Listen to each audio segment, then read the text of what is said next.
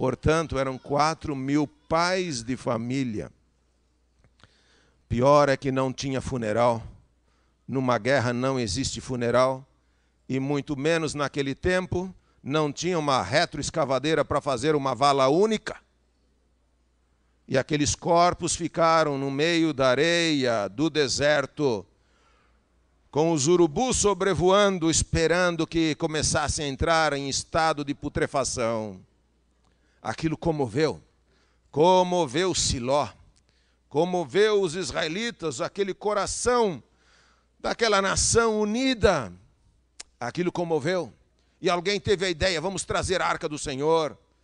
E então foram a Siló, e Eli deu permissão, e os 2 filhos, Ofni e Finéias, pegaram aquela arca e levaram ao meio do campo de batalha. E quando os irmãos israelitas viram aquilo, os soldados que sobraram ficaram tão eufóricos, gritaram de tanta alegria, que do outro lado da montanha os filisteus escutaram o júbilo.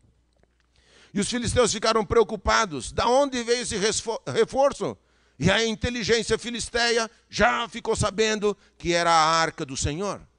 E os filisteus disseram, olha, nós nunca ouvimos disso, que os deuses viessem para a guerra. Filisteus, diziam os comandantes, sejamos fortes, sejamos homens. Vocês sabem o que aconteceu com os egípcios? Vocês sabem o que aconteceu com os povos que tentaram impedir o avanço de Israel? Amigos, sejamos homens, disseram eles. E agora, no dia seguinte, houve o embate.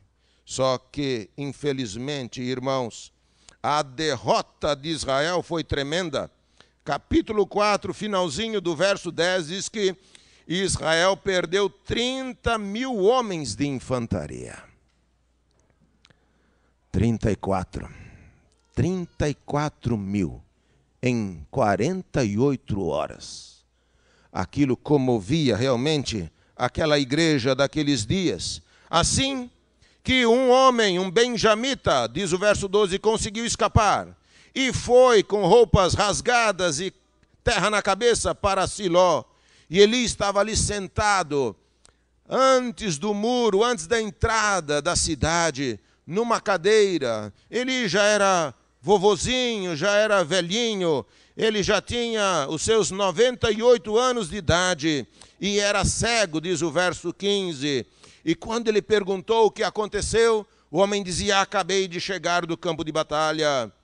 E ele perguntou o que aconteceu com meu filho. E o mensageiro dizia, olha, Israel foi massacrado pelos filisteus e seus 2 filhos, Ofni e Finéias, estão mortos. E aquilo machucou o coração do velhinho. Porém, a frase tinha um complemento. E disse o benjamita, e a arca de Deus foi tomada.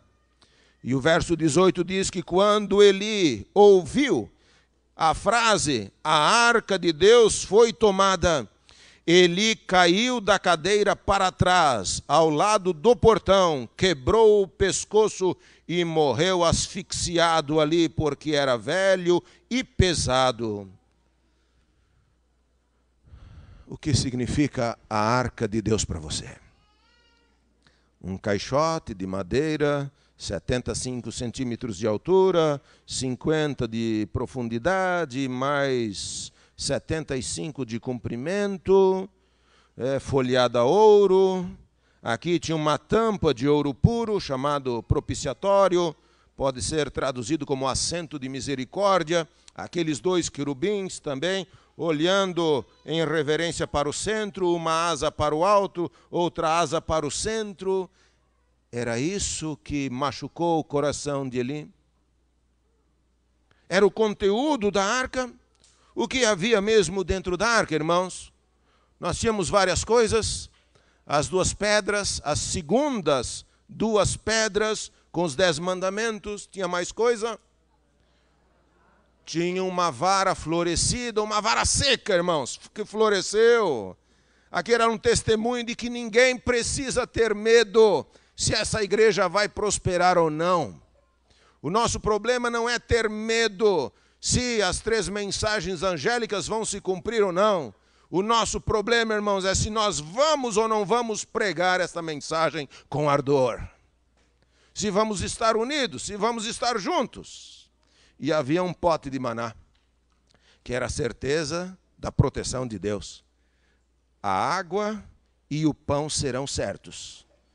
Pode ser que você não vá ter muito, mas Deus vai te manter. Seja fiel e Ele vai manter você. Tinha mais alguma coisa, irmãos? Tinha. Aquilo não podia ser pego. Aquilo não podia ser tocado. Não havia odor, não havia cheiro, mas aquilo era poderoso. O que era mesmo? Era luz. Entre os 2 querubins, em cima daquela tampa de ouro, estava a presença visível da glória de Deus.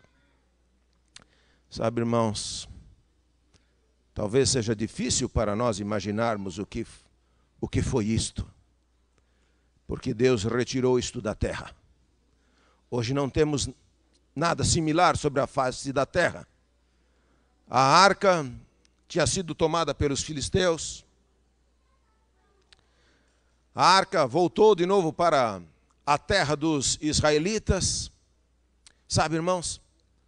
E quando a arca voltou, eu tenho que resumir, passou a arca 7 meses com os filisteus, desde Asdod, Ascalon, Ecrom, tudo mais, aquelas 5 cidades, a Pentápolis filisteia.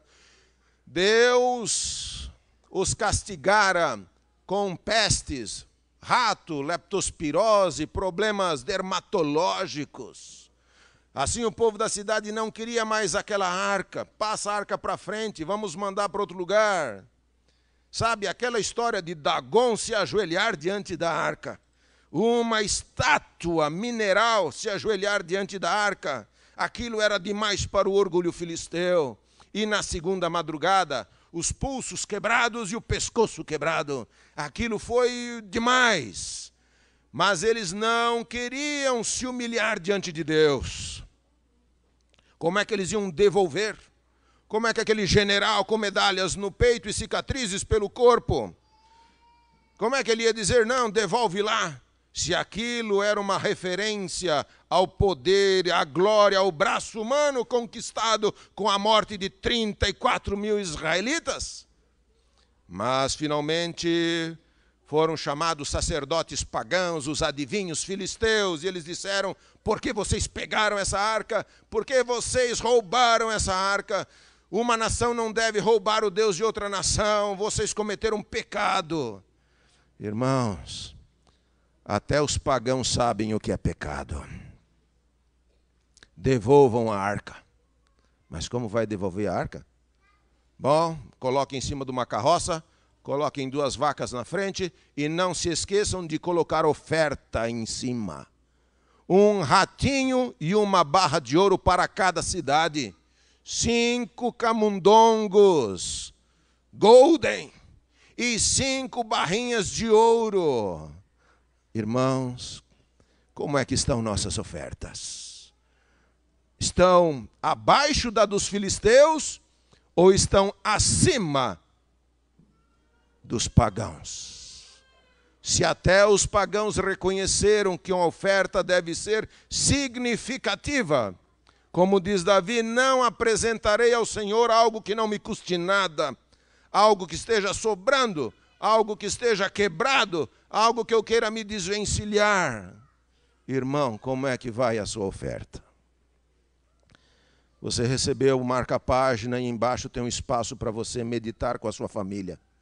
É a sua oferta percentual? Ou você ainda está dando a mesma quantidade que você decidiu dar há 16 anos atrás, quando a moeda real foi instituída em nosso Brasil? Será que você ainda está dando a mesma quantidade? Bom, você já sabe, naqueles dias R$1 era $1. E hoje em dia, R$1 é bem menos que $1. $1 já está 1,6, 1,7. Como é que está a sua oferta, irmão? Reúna a sua família. Faz como Paulo mandou, no primeiro dia da semana, traga algo significativo, porque, irmãos, se continuarmos com o mesmo empenho missionário, se continuarmos com a mesma fidelidade, o que está acontecendo? A igreja está crescendo menos de 1% ao ano. Irmãos, tem que ser maior. Não por nós mesmos, não por uma decisão nossa, mas pelo poder de Deus, pela promessa do céu, pela habilidade do Espírito Santo, pelos dons já concedidos. Irmãos, o céu está esperando o nosso coração. Porque se não receber o nosso coração, como canta Arautos do Rei, então já não vale nada. Bom, a arca voltou, ficou agora 20 anos.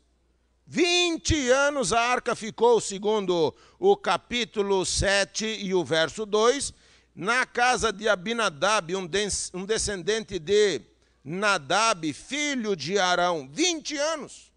Como é que a arca fica lá 20 anos, irmãos? Tem explicação? Tem justificativa? Não tem.